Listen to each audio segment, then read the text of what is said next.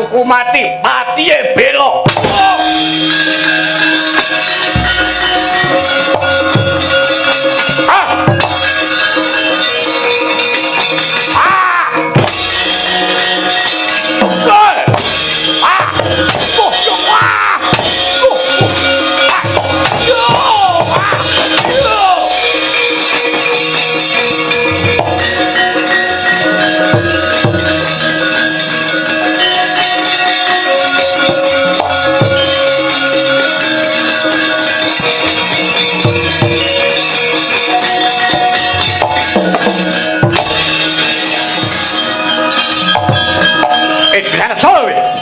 Ayo ngaku sama kowe, mumpung isih urip. Ayo ngaku aja besok wae.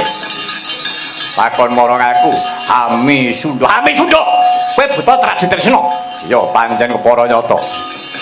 Kowe sapa nek uripanmu gaten gobokmu nata Manjara Prabu Baladewa kok Kresna Wati Jala-jala. Apa kowe ora bisa kandha karo ratumu si Bama? Ayo mumpung isih urip, mundur. Wateking prajurit timbang Bali Wirang, luwung Bali dadi batang. Piye? Piye? Timbang Bali Wirang luwung Bali dadi batang. Kowe kalebu Purwadya balane Bama. Kowe buta Traju Tresna ira nyawam.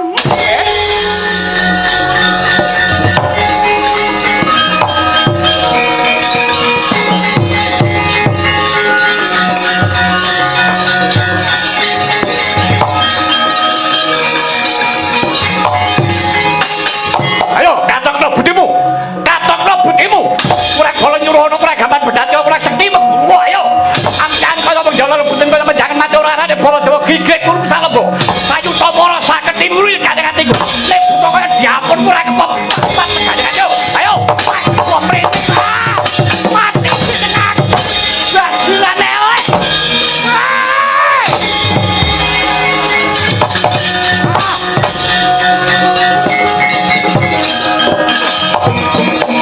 Apa iki? Apa iki? Pusaka Nenggala wis pirang-pirang nyawa sing diuntapake karo Nenggala iki. Klebu kowe iki. Suwe-suwene 5 menit kas boko. Kowe pengen ngrasake? Yo. Kepengin ngrasake Nenggala.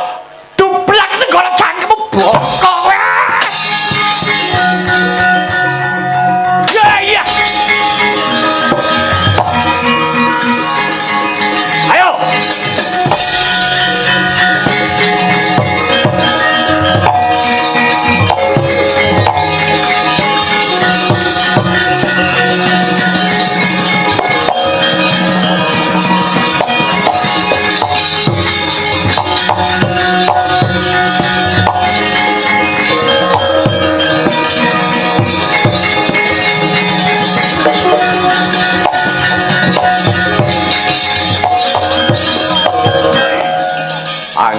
Anca ugra sapa Prabu Baladewa. Ayo sing mateni Wisata sapa? Ngaku sing mateni Wisata sapa? Aku mateni Gunadewa. Modyan.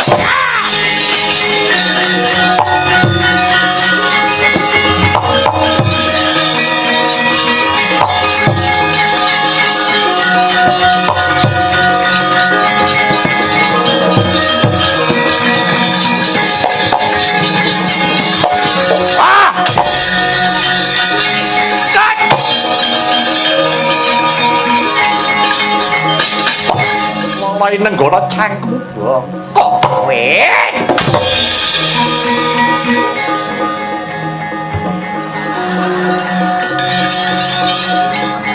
Ndi tunggale?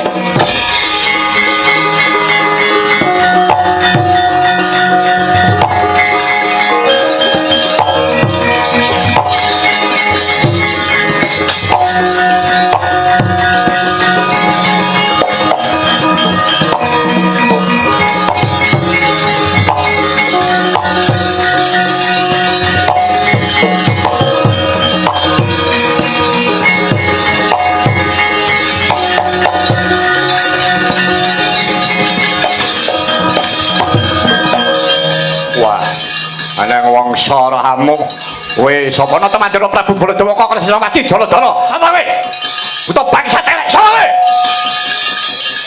Yayah Griwa Iya, bener bisa mateni Wisata. Ya pancen aku sing mateni Wisata. Wisata kuwi anakku. Anakku mati ayo. Pak Isitan. Bapak Isitan belakno. Gage Bapak Isitan belakno.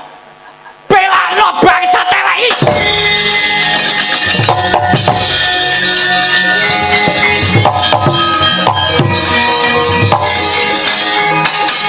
Ayo, tak teter ganti jalan. Ora dewo. Lho. Bae.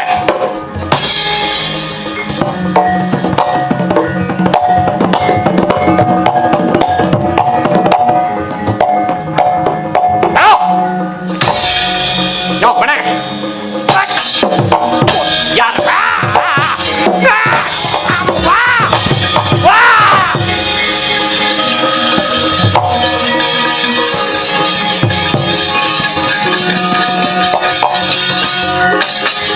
Maka bola jawane mung jungkake buta kaya diapurmu, maka prakuat ngono ya. To diapurmu elek. Cuk.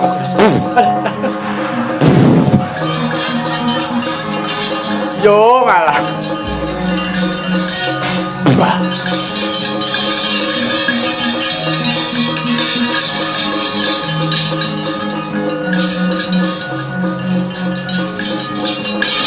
Oh.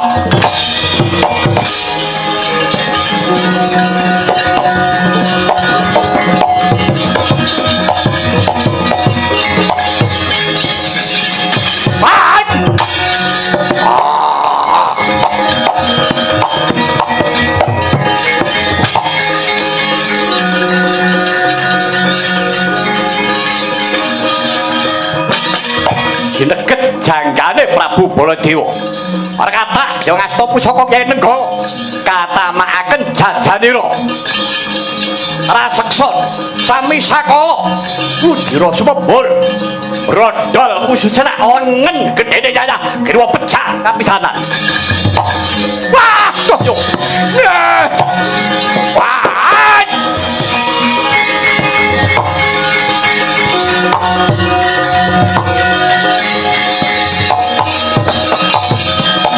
Ora sebo nyang neraka nyawamu sembah dramamu.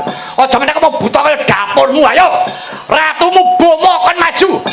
Bomo kon maju ora arane Baladewa mundur. Geger tak wujudi.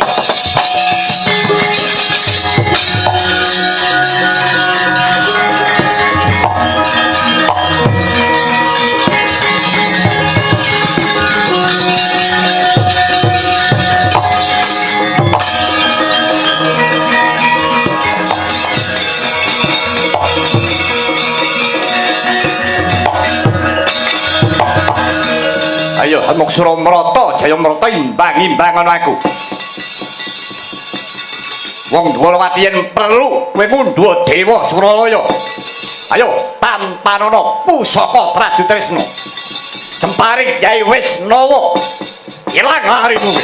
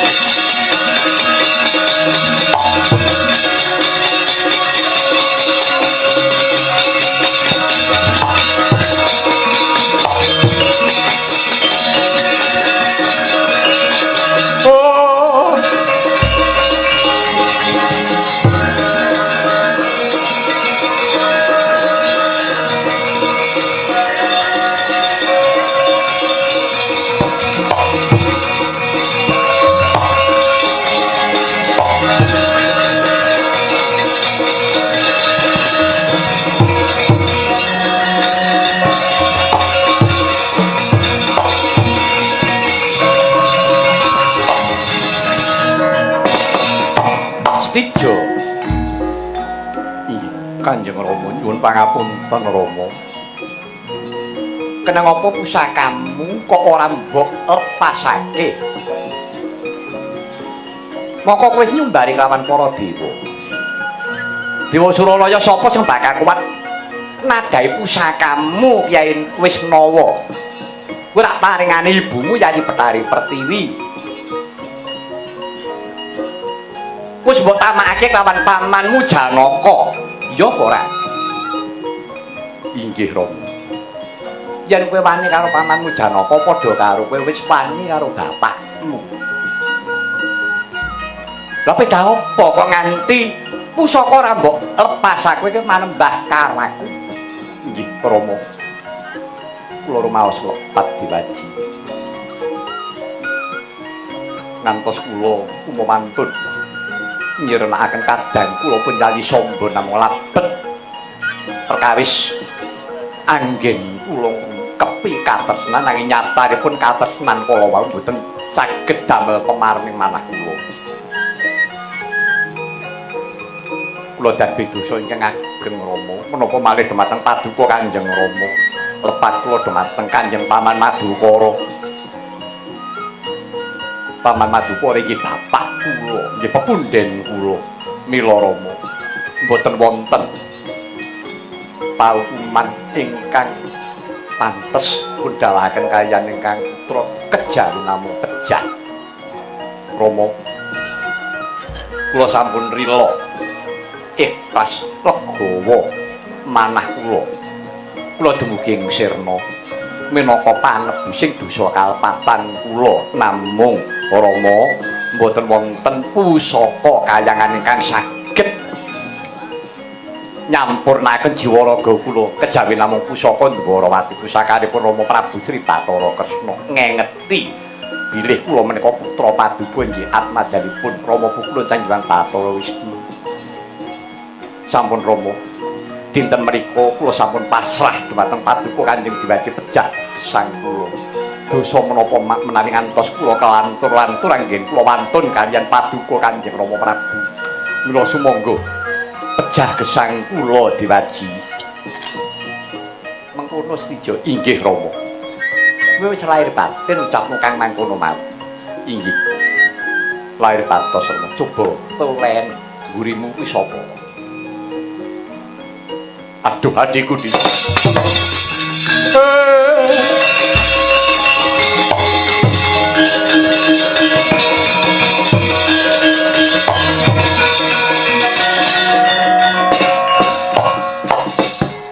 Kadangipun Kakang Gatotkaca wonten timbangan iki ngadhawuh Koko Prabu. Apuran sekabeh kaluputanipun Kakang Yodi. Rikala semana pun Kakang tansah pasulayan saben-saben Prajutresna Sulaya mesti mung karo pringgondani Buma mung karo Gatotkaca paribasan pun Kakang tansah ngribeti kelawan katentremaning atimu wiwit rebutan Kikis Tunggarana nganti topeng waja sak piturute tansah memungsuhan karo kowe Gatotkaca. Mula dina iki ya pun Kakang bakal munggah marang Lokabaka supaya ora bakal kesluru margaku Gatotkaca. Pun Kakang njaluk senjata pitulung karo Siadi turutana pamundhutipun Kakang ya inggih Koko Prabu supaya kowe bisa ngapura lawan pun Kakang. Yen to pun Kakang wis ketiban pusakane Kanjeng Rama Prabu Dwarawati, pun Kakang njaluk tulung kuwi tenan tindakna ya Gatotkaca. Inggih Koko Prabu. Aku junjungan ya Yayi. Aku junjungan, aku angkaten Gatotkaca. Kok menawa kuwi dadi srana pungkasane katresnanku karo Siadi. Tindakna nggih saken dawuh paduka Koko Prabu.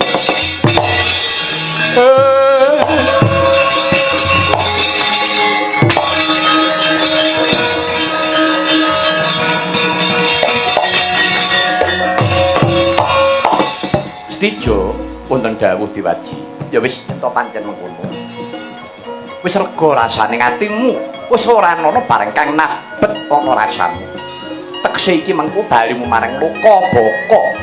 Bakal antuk marga kang gampang muga tinampa dening Gusti kang akan jagat taun menepno rasamu Stijo. Pun bapa ingkang bakal ngunggahke balimu marang Lokabaka. Oh.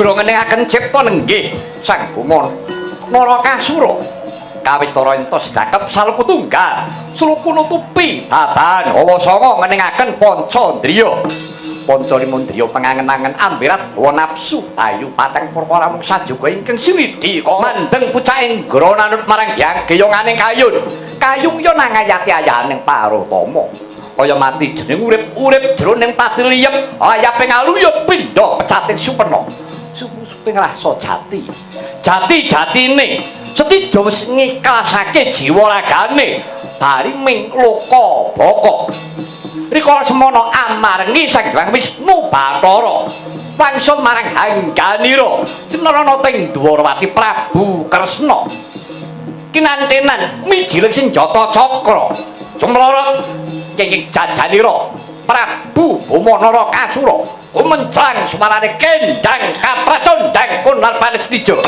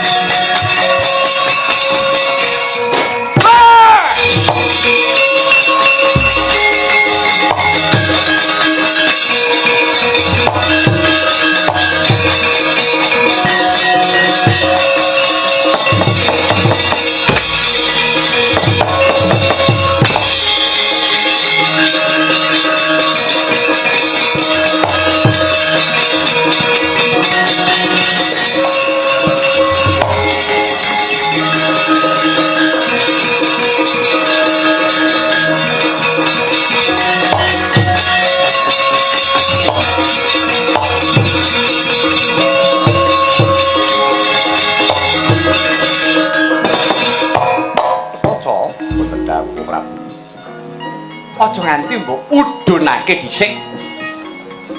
Aja nganti mbok udunake dhisik. Nadyan Buma wis mekaning pati iki mengko yen to mbok udunake Bantala. Buma ora bakal bisa sampurna. Jalaran Darbi Aji Panca Sunya. Panca Lima Sunya. Widayat maning jagat limang perkara. Bumi geni banyu angin kang kamengku dening swasana. Dadi ento Buma kuwi mau keneng pusaka kok tibana lemah. Ya bakal bali urip meneh. Ngaten. Ya. Ngentenono. Kalamursana Cahya. Ingkang mijih saka hanggane Kakang Musi Buma lagi dono konarpaning neraka.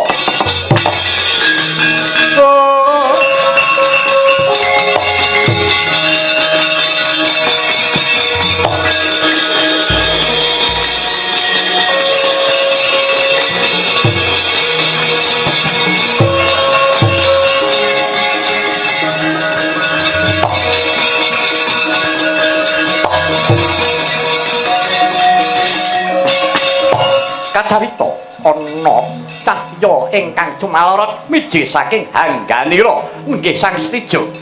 Ugi wonten Cahya ingkang saking Dirgantara. Cahyanira ingkang Ibu Bathari Pertiwi ingkang rikala semanten amandhangi pumanarina ingkang putra nggih Buma Narakasura.